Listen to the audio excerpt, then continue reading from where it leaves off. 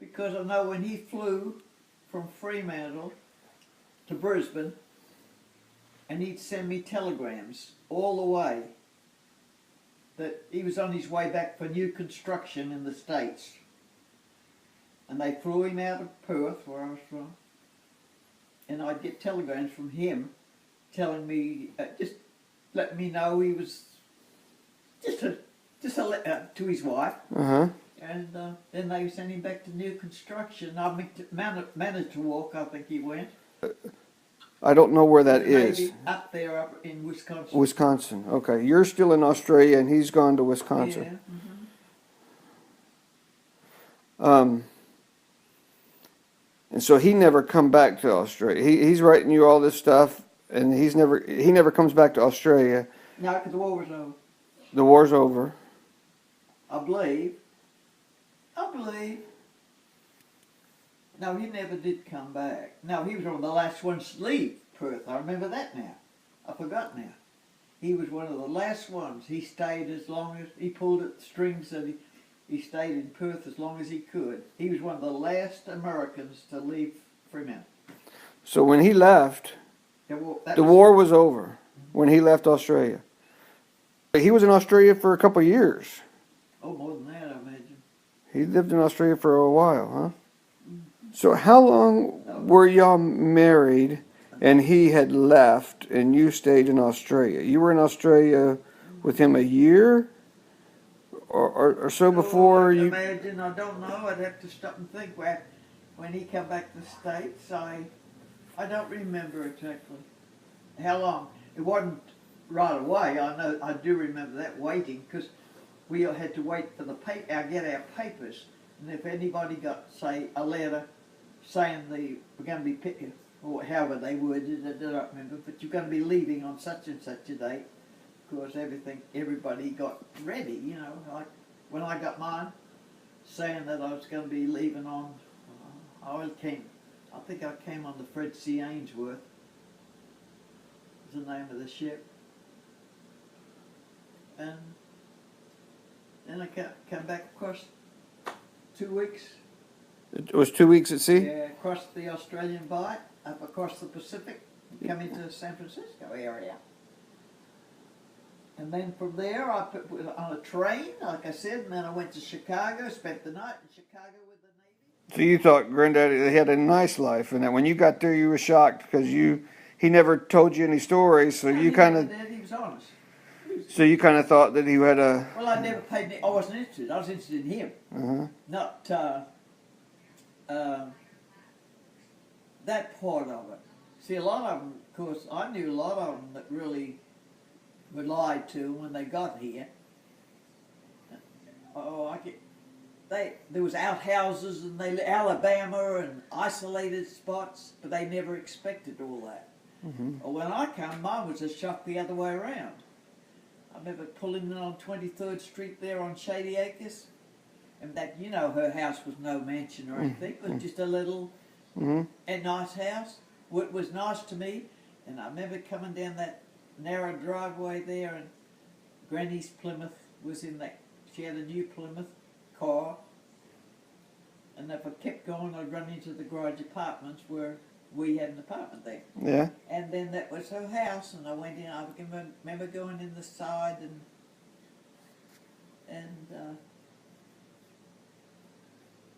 something else I can't remember about that. What was it like in Australia during the Depression? Well, see, I was just a young kid, a little kid, you know, back in the, I was born in 23, so I was just a 5 or 6 or 7 or 8, something like that years old, and I didn't know too much. I mean, kids back in those years weren't as smart as they are today. They're smart when they're born today, and nowhere, and, you know, we'd hardly have anything to eat, and my mother would go down to I don't know what we called it now, subsistence or welfare. I forgot what Australia called it. And they give the groceries out. But they'd give you a bag of groceries, but it would never be any treats in it. It'd be flour, sugar, the shortening, the bases to cook with. Because everybody cooked everything. Mm-hmm. And my mother would come home with that bag of stuff, and all of us, she'd cook us something or other. But if she ever got a bought, say, pork chops, and she bought enough, say, for each one of us ever, if there was one short, the one that went without was always her. I think back on that now. So if she bought, there was 6 there and she only had 5 pork chops, the one that went without, she always did, my mother did. Mm. She didn't have, oh yeah, things were no different to what they did here. And you and Granddaddy got married, and you were coming to America. So what was your thought then? Were you happy to be? Was that's a big thing, huh? I was young, like everybody else was. You're We a were kid different. fixing to leave Yeah, we didn't have a Australia. brain in our head, never thought. Nah. Well, the girl that Going to a new world and going Yeah. to America, huh? Yeah, Australia, you're kind of happy because you're going with your husband too. Mm-hmm. Meet your husband. The one, this girl over here that I don't know that I would care too much for her. This Australian that lives in up there where I live, but she always is quick to criticise about her coming to the States and said that the people here would tell her to go home, but if she got up there and expounded, you don't do that to people that they didn't like it or they didn't do that like that at home. Well, people don't like to hear that. They're going to tell you to go home. And I think she must have pulled, because she she thinks that they treated her rough. I never had nothing but the royal treatment when I came here. Everyone, when I came here, was just... So Gigi, when you first came here and met Gigi treated you right? Oh, And she yeah, was like carried me around on a silver platter. She was very good to me. Good person. They all were. Good. That's where I learned to drive the car. We had an old Ford or something or other. All out there where the house, Granny's house was, that was all pasture. 2 acres. She owned 2 acres there. And that was all of that up there, the trees, and it went through back to 24th Street. And that was part of Granny's. And I'd get in that old car and drive that around in that pasture, around those trees. That's how I learned to drive the car. On that 2 acres. on the 2 acres, because now there's not 2 acres of land. Now that land's all townhouses. Well, it's and country. yeah. Well, I know I saw it out there when they... Here's a question. So if you live there in Shady Acres, I've seen pictures of the Heights. Okay, your Shady Acres is just outside of the Heights, where they had cable cars and stuff going up and down Heights Boulevard. Do you have any memories of that? Because you were working when you first came, and Reagan Bank and Heights Boulevard is not even a mile from Reagan Bank there, where Heights Boulevard is, and I've seen pictures, and that might have even been before you came. But Heights Boulevard was supposedly a prestigious place, and cable cars up and down. High end, yeah, one time, but it went down. Yeah. Went down when the bad stuff. I don't know what happened, but I'm trying to think more on. Oh, I got a book there. You know who Dan Rather is? Yeah. I bet you'd like that book. I was going to give it to Lynette, was reading it, because she's very familiar with the Heights. She's old enough to know that. But it's still there. But I mean, I didn't want it, but I bought it at the junk deal. I read it. I did not know Dan Rather was raised in the Heights and went to school there. And I never knew there was 2 sections, like the lower and but they called it something else. Wasn't the lower Heights and the upper Heights. It was something like that. There was the poorest section of the Heights, and they had a name for it. And then later on, the rest of the town got better. But I still don't know what. I've tried to talk to somebody to find out. Someday I'll talk to Addie or somebody in town, in the Heights, if ever I can, to find out how that separation came about. Well, now there's a separation. They have the Woodland Heights and the regular Heights. Well, I've never heard. And the Woodland Heights is the really older part of the Heights. Well, I didn't know. It never was that in my time, but then again, I don't know. But anyway, but the Heights. But Dan Rather was born in down there where Stephanie's grandson, husband. What's the father? Dan, wasn't he named Dan? Well, he lives down that area somewhere down there. Well, Dan Rather was born down there. I didn't know all this. I knew he was born down there, but I never knew that he left there when he was young, and they came and settled in the Heights. He went through the whole deal, the Heights, infant, elementary, the whole bit in the Heights. He's a Heights boy, Dan Rather. Well, that book tells you all about it. So I'll see you'll get it. I want most people are proud, and that's one thing I won't let anybody come down here and run down Texas to me. I'm going to be quick to tell them, hook them. You go back to, don't like it here. I'm quick on that. I'll say, well, how do you like Texas? I form an opinion right then. But you can't blame anybody for liking their own birthplace. That's just like me. I wouldn't really, if it really got down to it, I would never trade Texas for where I came from. Although I came from everybody wants to go there. Most wonderful place. Free, good people. Well, it used to be. But yet, I always thought Texas was, I think Texas has been good to me.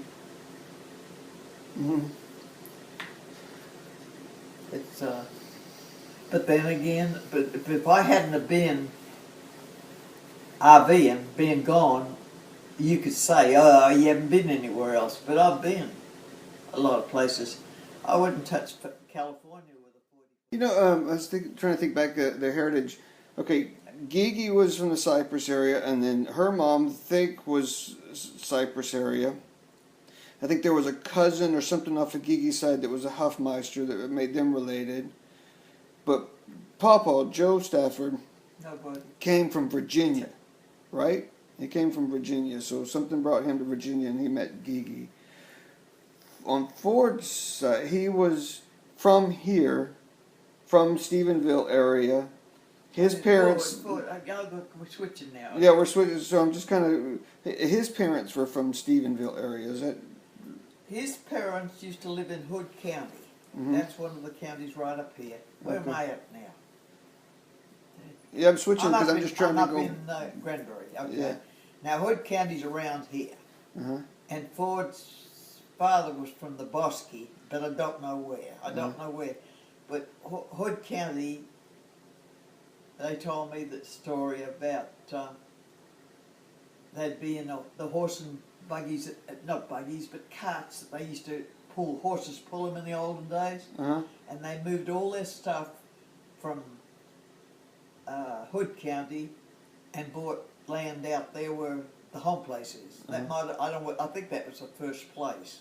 They owned thousands of acres out there at one time. At one time, thousands of acres. And that's where they settled. Well, see, Ford in 1919, he was born. He was born there. That's the history on, his folks moved there at the turn of the century. Out there where the farmers. And but she had come from Hood County, I know, and he'd come from down on the Bosque. He's Ford's father. And that's all in this area.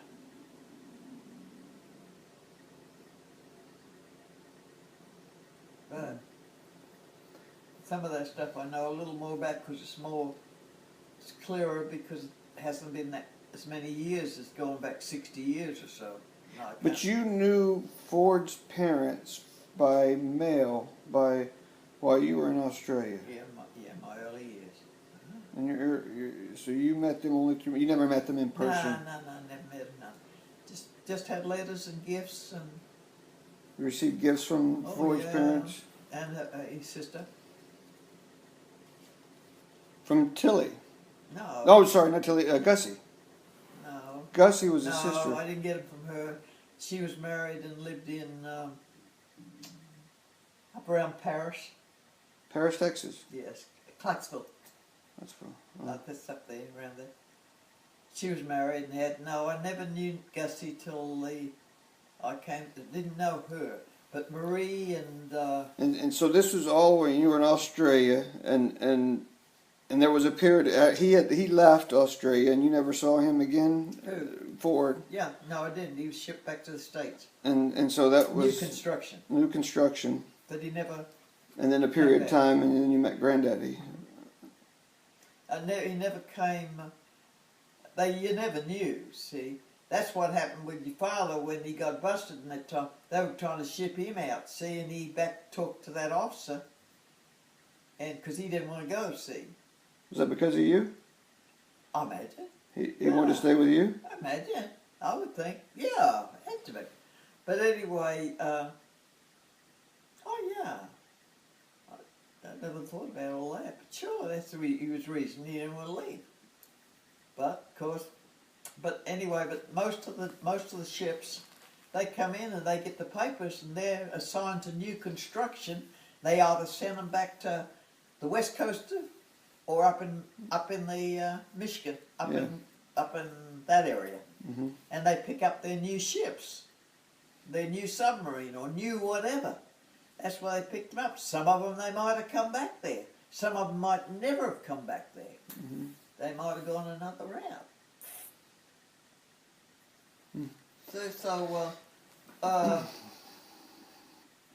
And so Ford was in Australia for about a year and a half. Easy.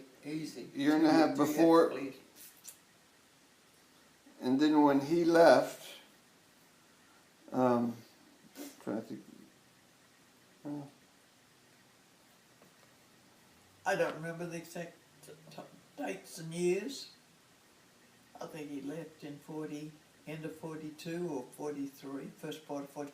I don't remember. 40.